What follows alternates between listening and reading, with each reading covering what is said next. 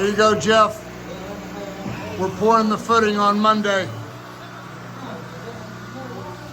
Just that little bit's left. That's where part of the footing's gonna go. Getting that out of here. They created extra work making the footing so wide, but in the long run, it's the way it needs to be. That way you're not paying for foundation repair. Safely done. The whole house is sitting on these wood planks here.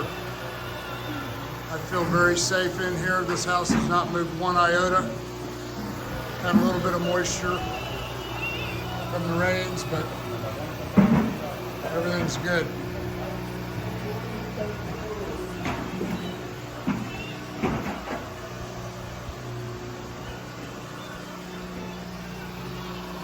That's all that's left, Jeff.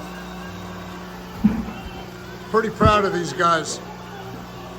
I sneak up on them and they're always working, so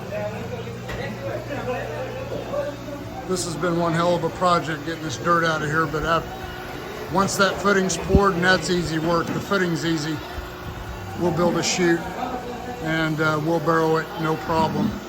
We do that a lot, but after that footing cures, we'll come back here and we'll get this wall built, get all the plumbing in.